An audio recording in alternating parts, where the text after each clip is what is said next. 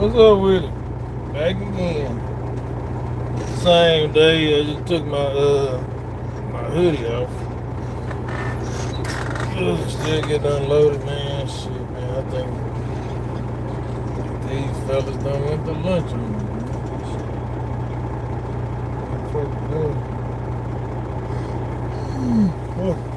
Yeah,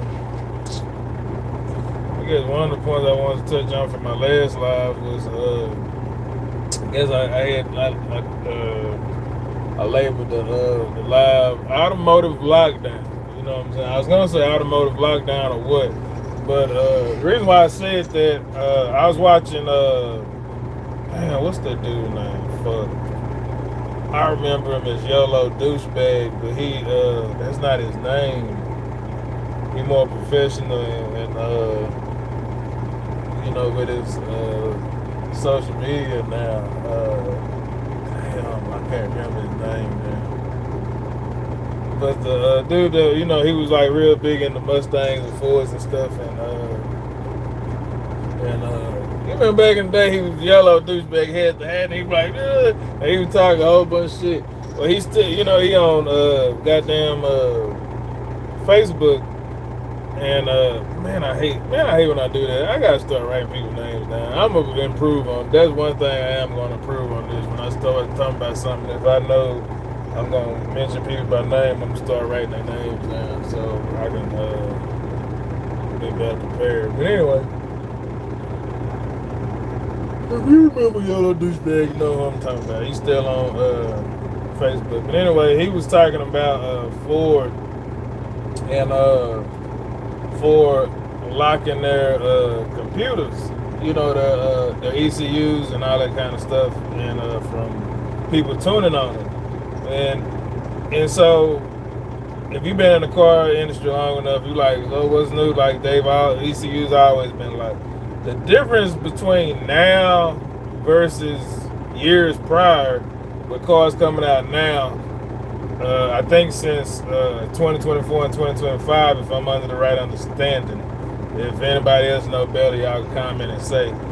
Now with a lot of car manufacturers, all of the cars are connected to satellites or whatever case may be. They connected to all these cloud systems and all this kind of stuff like that. So in our world, in the custom car world or in the performance car world, whatever branch you're on, you got a lot of people who will get these cars and they'll customize them, they'll modify and upgrade the engine components and all that kind of stuff. And everybody knows in today's day and time, when you upgrade an engine component, you have to tune the car to the component that you changed or modified to get the most out of your modification. Well, now, from what Yolo Douchebag was saying, that's not his name, but that was his old name. He was saying that with Ford, they've had cases and instances where guys left the shop after getting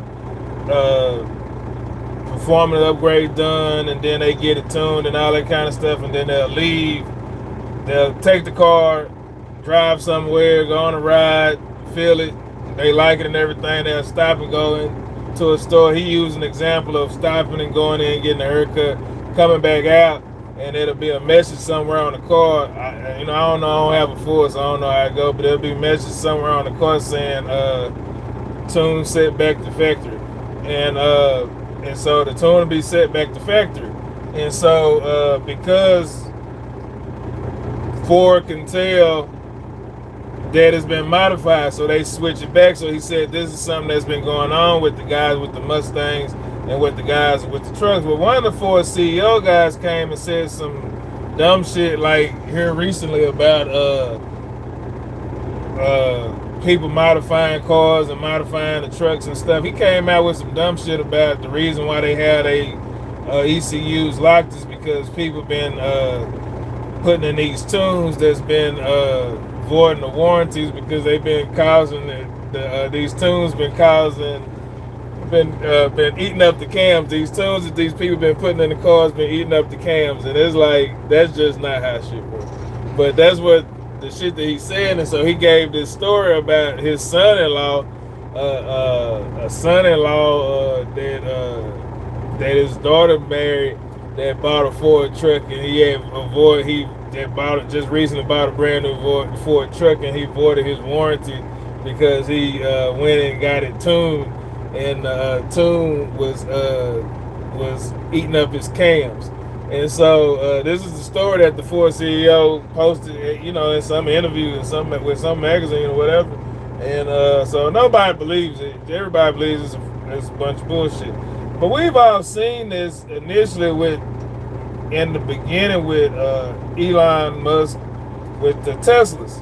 And so the Teslas was always connected back to Tesla. You know what I'm saying? So they was always able to communicate. If y'all know about that guy that was on social media, I seen him on all different kind of reels where he was trolling Elon Musk, and he was always getting banned from charging ports and stuff at different Tesla car lots and stuff, and it was said on the car, and just all this kind of stuff. And so that was kind of your first wave to see what was going on. You had situations where people had like I think some of the Teslas or some of the Ford cars. One of them cars, when they was repoing that motherfucker, it would come, it would leave. I don't know if that was true or not. I seen a bunch of the videos. What was it, 2 years ago? I don't know if that was true. But them motherfuckers would drive back on their own. I don't know if that was true or not. If that was just some social media bullshit, I don't know. But they got all these cars connected to these clouds and all these different other satellite systems and stuff, and so it kind of makes it difficult to.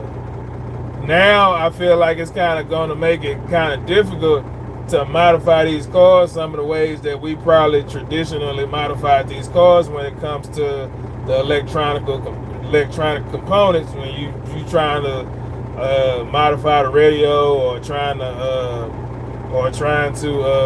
upgrade performance features or something like that outside of the realm of what the factory put in. So then the factory is just going to either set it back to factory, or they'll just disable the car, do something if they believe that whatever the issue is going to affect the car. And so it's kind of fucked up, because you think that when you buy a car, you own a car, and you do whatever you want to do to it, it's your business. That's how it's always been. If you void the warranty, fuck a warranty. That's always been the mindset of a car enthusiast. We ain't never gave a fuck about a warranty. We don't even think about the warranty. It's like we finna break this motherfucker as soon as we pull that motherfucker out on the road. But ECUs have always been locked since they put them motherfuckers in. Like, back in the day, when everybody really kind of started trying to modify ECUs, was, I guess you could say, in the 90s, early mid 90s or whatever you want to say. But the go-to then was just changing the chip. You would get a programmed chip. Like the average guy on the street would just get a pre-programmed chip from Summit or what's the other goddamn company? You got Summit, and I can't think of the other goddamn company, the other parts company right now. But you would just order a chip from Summit, or when eBay came, you order one off eBay, and you would just change the chip, and it would change the parameters of the ECU. And but then you had people that was intelligent enough to change that stuff on their own. And so, they had I ain't gonna say intelligent enough, I'm gonna say they had the capability to change it on their own, and update it and save it, or create their own chips and put the chips in. You actually had people that knew how to do that stuff on their own. And so, but when you got to probably, I guess you could say, the late 90s, that's when ECUs started getting locked to where you couldn't access the chip. Because back in the day, in the early 90s, when it was, I know with GM, I don't know about the other guys, when it was the ODB1, you could actually, it had like a little door you can open up, and it had the chip right there, and you could pull the chip out, and you could change the chip. And so, and put the other chip in there, and it was just easy.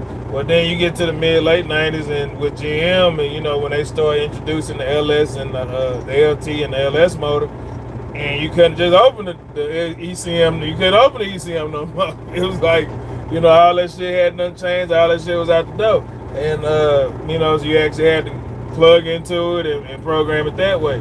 And so, stuff like that started to change. And so, but then you had other companies come in and,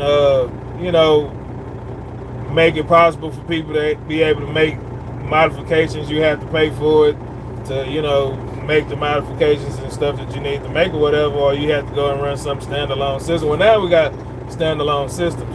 But back in the day, in the 90s or whatever, and in the early 2000s, before everybody had access to just really knowing how to get at laptops and being able to tune and all that kind of stuff like that, a few companies just would come with piggyback systems where you could plug into. You would have, that's how they was able to run those turbos and shit back then. Like, they would have to run all these different piggyback systems and all these different like little external boxes from the ECM and ECU and all that type of shit, so that the car could run on the turbo. And so that was stuff that people was having to do. Well, when you get to the 2000s, or you're still in the early 2000s, when the companies kind of started letting up and started kind of making it easier in a roundabout way for the tuners to tune and stuff. They started making an access way to tune these vehicles. They had gatekeepers that you had to go to be able to get access to tune your car, and you have to pay a fee for it or whatever case may be. And that's what's been going on. So I don't know if that's something they're going to keep doing, or if they're just now at the point where they finna cut it off and they're not going to allow companies to do that no more. And it's just going to be like, it got to be factory. So if they get to that point, then all people are going to do is turn around and start piggybacking that shit again, like the 90s and the 2000s. Same goddamn thing. It just is what it is. It seemed like, I don't know, it seemed like a lot of shit is kind of pushing more towards control and pushing everybody more into a box and stuff. But you really can't put humans in a box. You could do it for a period of time, but eventually humans are going to break that box open. You know what I'm saying? It just is what it is. We always do it. You always have some type of system of some collective come along and try to put people in some type of box and push people in a certain direction, and people always, work against it or go against it or move against it or whatever the case may be. It just is what it is. It's just part of the game. And so, but, it's just odd to see with these car companies, a lot of the things that I'm hearing when it comes to the new cars, to me, it kind of discourages me to even consider buying a new car. Like, I like cars, I love cars, but like with a lot of stuff that's going on with these new cars, I don't really want a new car. I like them. I'm not saying I don't like new cars. Don't get me wrong, I like them. Some of them, I like cars, old and new. Like, but it's some of the things, like, I don't like that they track you. It's like, why is Chevrolet still tracking me after I done bought this car? Like, why am I being tracked by Chevrolet after I done bought this car? Why am I being tracked by Ford after I bought this car? Like, why am I being tracked after? And I'm talking about, you bought the car, it's your car, you own it, but you being tracked. You got, now they're, from what I'm hearing from like media outlets like Motor Trend and companies like that that's reporting on a lot of the new features that's coming on the newer cars, they're pushing more towards like apps, like on your phone, like certain features that's in your car that you paid for will be on an app that you have to pay a monthly fee to access. And I'm like, that's fucking crazy. I'm like, if that's really how it's gonna be, that's you out of your goddamn mind. So that's why, I don't know, man. It's like, I don't really have no real huge interest in just buying no new motherfucking car. Like, I don't really care. Like, now maybe the shit that people be saying, maybe it ain't true. Maybe it's just media bullshit. What Orange Dude be talking about, fake news. Maybe it's just fake news, and These people just making up shit. Maybe that's what it is, and it ain't really nothing to think about or worry about. We'll see. Well, I'm real hesitant about buying a newer vehicle that's made at from 2000 and on. Like, I mean, not 2000, 2020 and on. Like, I'm not really interested in buying right now. I'm not really interested in buying anything that's like 2020 and on. Like, it seemed like 2020 is when they changed a lot of this shit, and it's like I don't like what I'm seeing so far or what I'm hearing. Now, eventually I look around and see things and, and see for myself. But if the shit that they saying is true, if they really are checking these cars, if they really are doing all this, I'm not getting no goddamn blue car. You're not finna fucking track me. I don't give a damn. I been, shit, my goddamn truck, my Chevrolet truck, this is '06. Shit, I don't give a damn. I go buy a fucking 2015 or 2016 or 17 and drive that motherfucker, and I'll be fine with that. I don't really have to have no goddamn brand new ass goddamn truck. It's like I don't want that the shit that they be talking about with this new shit. I really don't like it. I really ain't interested in it.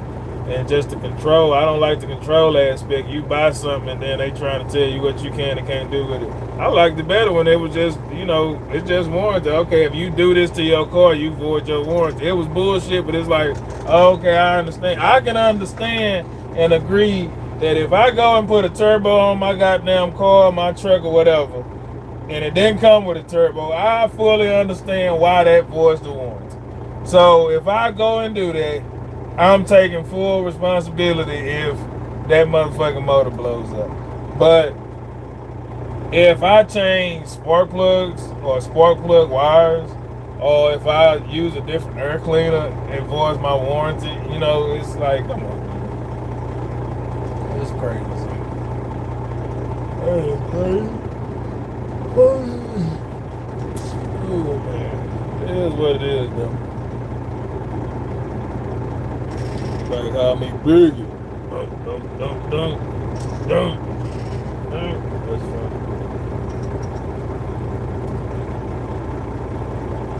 Yeah, they finally got back to work.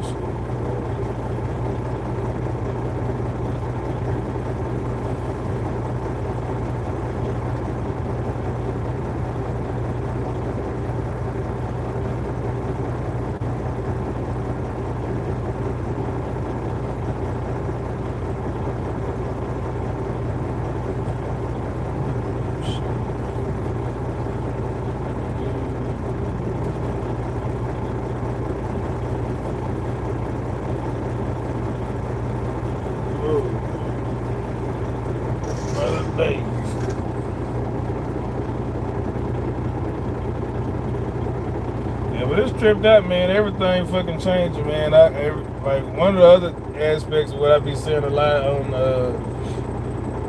this past couple of days on social media, a lot of the people from the racing industry been talking.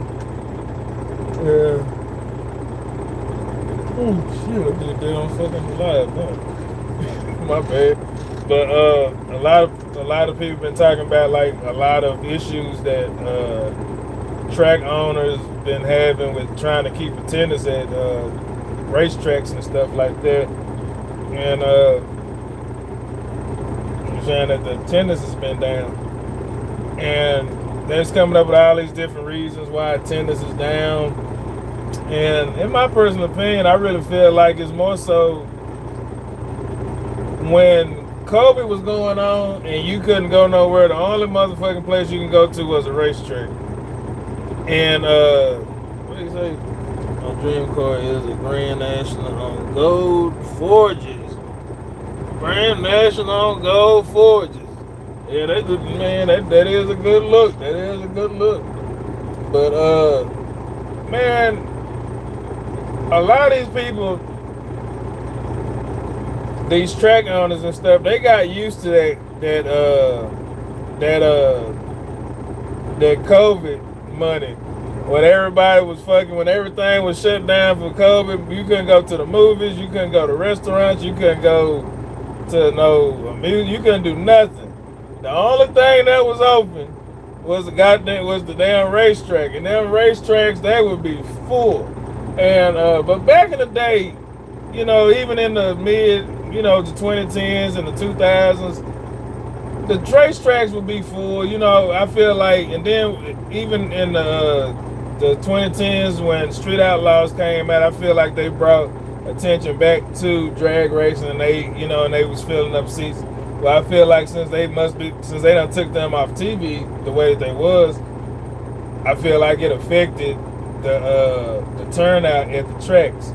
But then on the other aspect too, I feel like they not promoting. They don't promote. Like, I remember watching TV and seeing promotions every time an NHR event was going on, anytime some drag event was going on. I remember seeing commercials on TV and on different stuff when it was coming on. Now you'll see it on social media.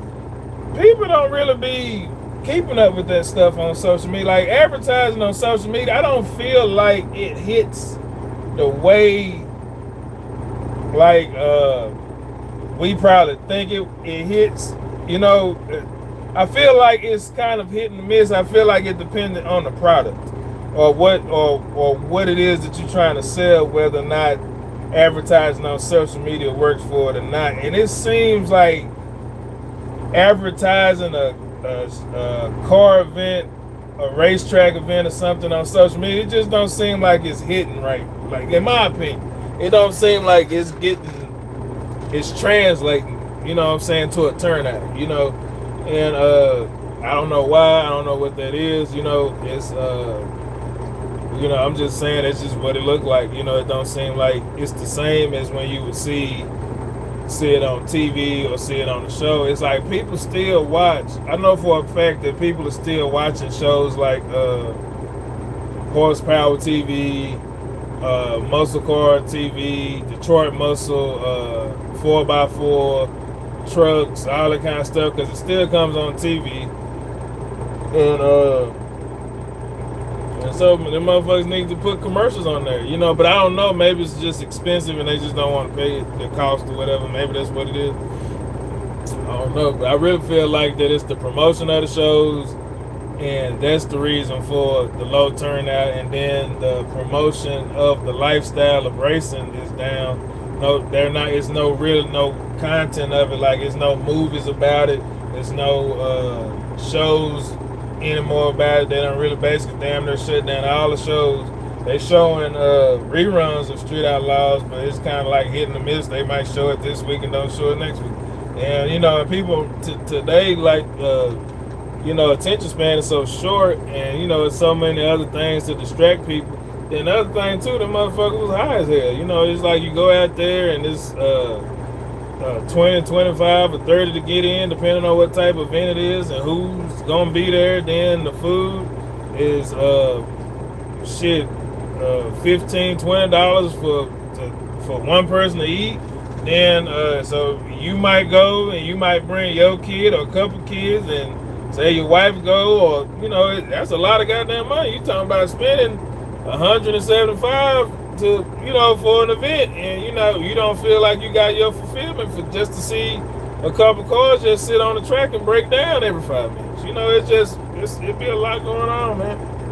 There'd be a lot going on that they don't really want to admit, and they try to push it off on the fans. And I kind of thought that was kind of odd. Like, why would you push the issue off on the customer? Like, one guy I was watching, he made a comment saying that these customers, he clearly said that these people need to support whatever these race organizations have going on, and they need to be happy with whatever they got going on, because if they don't start supporting it, they won't have a race to come watch.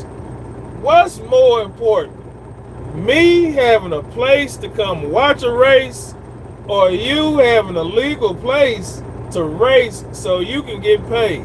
I think the latter is more important.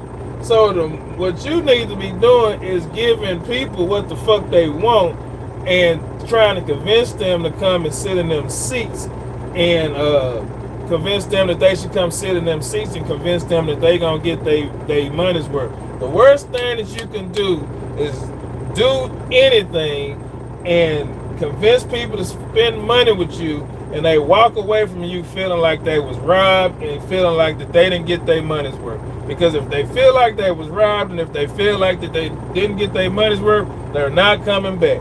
And that may affect you, and it might affect the next person that's coming behind you that's doing something that looks seemingly similar to what you're doing.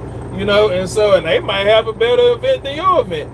And so it's just when he said that, I was like, man, you fucking crazy trying to put it off on the cousin. Y'all better support whatever these people have going on. If y'all ain't racing, if they not showing no races, people go look at something else. Like half these people not even in the cars like that. They just want to be entertained. It's like that was just an odd spin for him to say that. Like I was just like, you kind of tripping. I even commented. I'm like, that really didn't make no sense. I'm like, it seemed like y'all should be more concerned of having a place to race than people having a place to watch a race. It's like y'all the ones getting paid. It's like shit, and what you need to do is make sure these customers is getting what they want. Because their whole issue was in this conversation that was going on last week. They was like, they were saying that people wanted to see more. I believe it was people wanted to see more quarter mile racing, if I'm not mistaken. And they keep doing 8th mile, and the people want to see quarter mile. If I understand what he's saying, if I remember what he said right.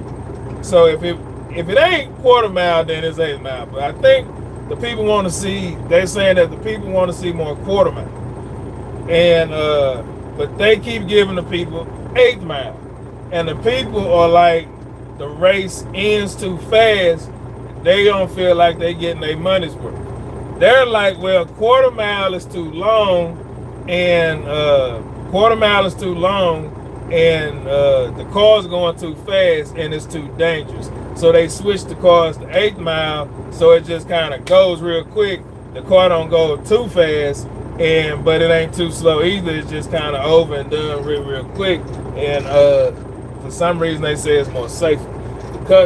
So basically, the customer is saying they want quarter mile, and the racing people are like, no, we just gonna give y'all 8th mile. And so then they turn around, but and the customer is like, well, I want quarter mile. And so then they turn around telling the customer, well, you better be happy with what we give you, or you ain't gonna have nothing to watch. Shit, it's like, bro, that's not how you handle this, man. Like, people don't have to watch drag racing. Like, it's like they can shut down drag racing and people will actually continue living. It's like, come on now. If the people saying they want quarter mile, give them quarter mile. It's like, I just don't see why it's so complicated. And they like, well, the cars, they'll go too fast. Well, restrict them. It's not that difficult. That dude, Don De La Gardas, I'm saying his name, I butchered his name. But he was saying all you got to do is put a smaller supercharger on it and or a restrictor plate on it, and the car goes slower. And because they talking about the top end, like it won't be as fast on that top end.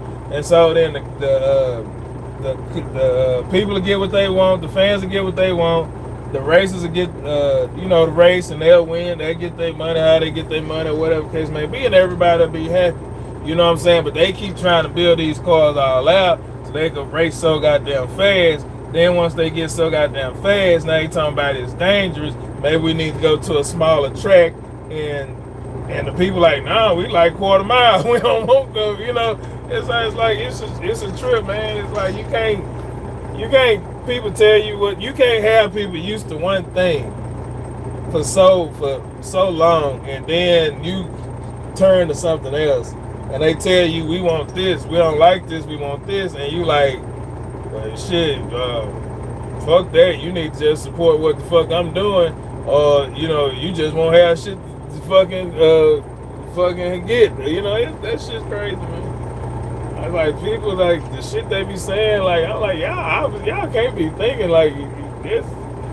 That's not even business, man. Like that's crazy. I can see if people was wanting or asking for something that was impossible or didn't exist or something they never seen before. Then that would make sense. I'm like, okay, y'all asking for something stupid. You know what I'm saying? But these people not asking for nothing. Y'all the ones who deciding to go no prep and bring a car out here that's fast as fuck, and then the motherfucker damn near going 300 miles an hour and shit. And y'all want to say it's unsafe. Nobody told y'all to fucking start up no fucking no prep shit. Y'all just did that shit on your own. Now y'all done got these people used to this no prep and they like it.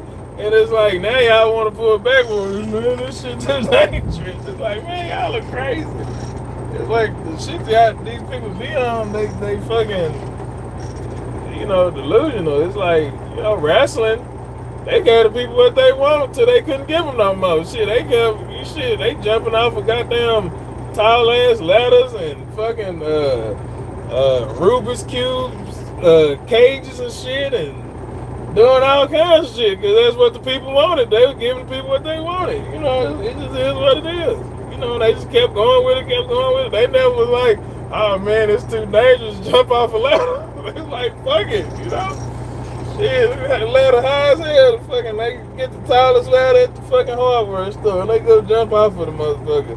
And then bust a motherfucker with a damn chair and shit. They giving people their fans whatever their fans want. They don't give a damn. They got women up there fighting half naked. Now they got the men fighting the women, and the women still half naked with the men fighting them. I seen one fight. The man looked like he was goddamn fucking goosing or hunching, whatever your word is for that.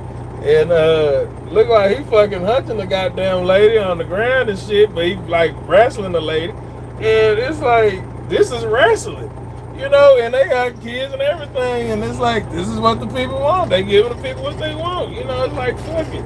And so the people keep on coming, the people keep watching it, and the people ain't complaining.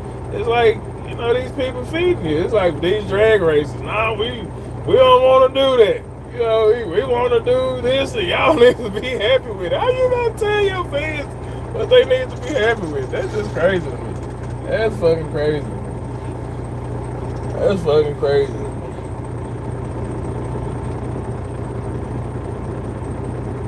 That'll be like Korn coming out, like Korn, a rock and roll group, and they fans, used to rock and roll and shit, and then they come out with a new album talking about, oh, we doing classical music now. We don't do rock and roll no more. Y'all just gonna have to get used to it. Man, y'all crazy, bro. Them fans flip the fuck out. It is what it is. Oh, man.